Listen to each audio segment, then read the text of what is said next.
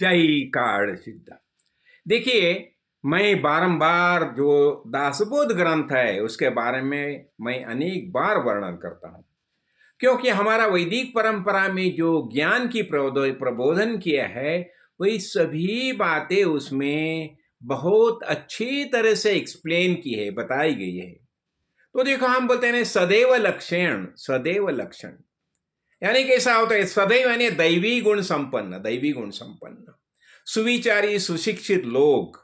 अभी देखो, ऐसा अभी ध्रुवबाल देखो, ध्रुवबाल कैसा होता है देखो। जब भी उसके सौतेली माँ ने उसे बता दिया, उसकी सौतेली माँ सुरुचि, जब भी वो देखो, वो क्या, उसने क्या बताया, वो अपने पिताश्री के गोद में बैठा था, तो उसने धकेल दिया उसे नीचे और उसे बता दिया, देखो तुम्हें पिताश्री के गोद में बैठना होगा ना, तो तुम्हें क्या करना चाहिए, तुम्हें भगवान को प्रसन्न करना चाहिए, ज्ञान प्राप्त करना चाहिए।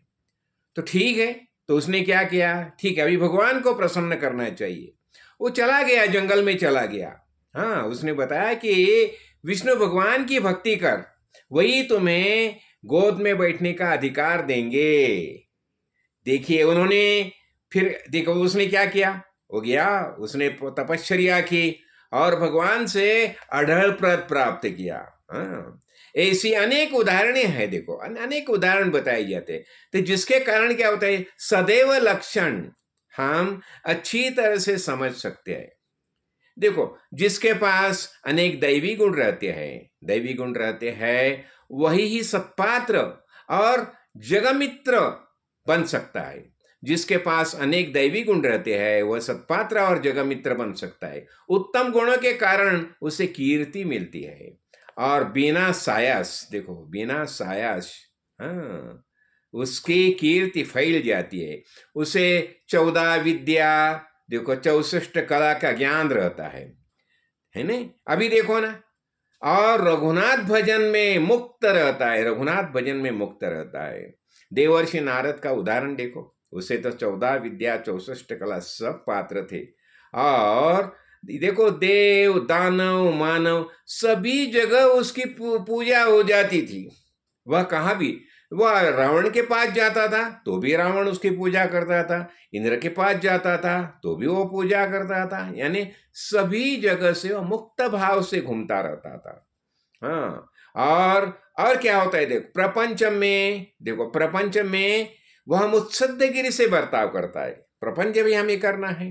हाँ, और परमार्थ में अध्यात्म विवरण कैसे करना वह तो अच्छी तरह से समझता है। और गुणग्राही वृत्ति से वो लोगों में क्या, लोग उसका अभिनंदन करते हैं गुणग्राही होने के कारण। हाँ, और कर्म उपासना ज्ञान वैराग्य, हाँ, ये सब बातों में वो प्रवीण रहता है। देखो, ऐसी विशाल प्रज्ञा जिसकी रहती है उसका बुद्धि भेद असंभव है। उसे कोई ये नहीं सर, उसका बुद्धि भेद नहीं कौन सर कर सकता। उसका निश्चय पक्का रहता है। देखो, अन्य लोगों के सुख दुख, हाँ, में उसका मिलना है, वो सबसे मिलता है, सबसे मिलता है, उसका भाव ही अलग रहता है। और सर्वत्र सुखिनः सन्तु, ये संपूर्ण विश्व जो है सब सुखी रहना चाहिए। जैसे यही वरदान मारुति ने मांगा था ना, राम प्रभु से वही वरदान मांगा था, सर्वत्र सुखिनः सन्तु, वही उसका भाव रहता है। देखो, और उसकी आंतरिक भावना कैसी होती है। यदि कोई निंदा करता है ना, देखो ऐसे लोगों कोई निंदा करता है, वो क्या समझता है कि वो ये शरीर तो माइक है। हाँ, और ये माइक शरीर की निंदा की, मुझे क्या उसमें, मैं तो आत्मा हूं, इसका भाव रहता है, मुझे इससे क्या, मैं तो आत्मा हूं। और देखो, अपराधी लोगों को वह क्षमा ही करता है। कोई अपराध करेगा ना, जो बच्चा लोग है, छोटा है, समझ जाएगा। हाँ, ऐसा होता है। नहीं, कोई अपराध करेगा तो भी उसको क्षमा करता है, क्षमा करता है, सुधर जाएगा, अस्ते अस्ते सुधर जाएगा। देखो ना, सिकंदर के जमाने में हमने देखा था ना, एक ऋषि थे हमारे महापुरुष, तो क्या हो गया, सिकंदर के सैनिक ने उसे जख्मी किया, इंजर्ड किया। हाँ, और पौरस के सैनिक ने उसे पकड़ के लाया और बता दिया, स्वामी जी आप बता देंगे तो अभी इसका हम शिरच्छेद करेंगे।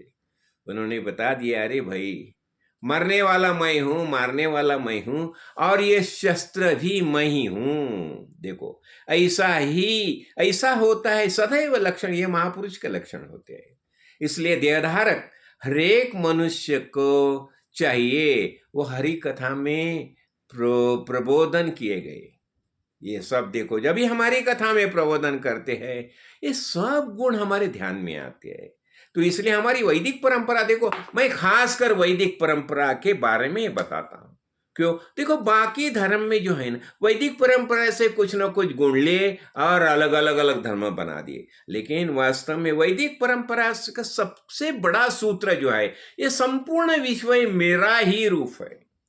मैं निर्गुण निराकार, ये सगुण साकार हो गया। क्यों? मुझे लीला करनी क्या है? लीला भक्त्यर्थम कल्पितम द्वैतम अद्वैतात अति सुंदरम, यही भाव होता है किसका?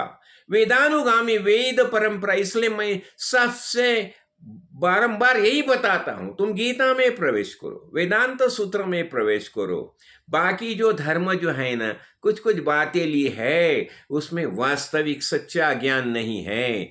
तो तुम्हें सच्चा ज्ञान प्राप्त करना होगा तो हमारा वेद जो है, और सबसे सुलभ क्या? भगवत गीता। भगवत गीता और भगवत गीता में प्रवेश करो, बस उसमें सब बातें समझाई है। और हो सके तो मराठी में जो दासबोध ग्रंथ जो है, समर्थ रामदास ने लिखा है, तो दासबोध ग्रंथ जो उसने क्या किया, अनेक ग्रंथ का जो सार है उसके अंदर आया है।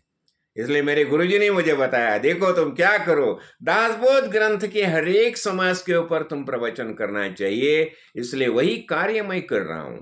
और खासकर दासबोध मीमांसा, ये जो ग्रंथ मैंने लिखा है, जिसे देखो शुद्ध ज्ञान समझना होगा, जिसे वह अवश्य ये प्रवेश करो। ये दासबोध मीमांसा ग्रंथ में 200 चैप्टर के ऊपर पूरा वर्णन किया है, और शुद्ध ज्ञान क्या बताया है वो आपको पता चलेगा। यही मेरे काड़ सिद्धेश्वर महाराज का प्रबोधन है, उनका यही बोध है। इसलिए हमारा निश्चय क्या होना चाहिए? मैं आत्मा हूं, यही सबका निश्चय हो जाए।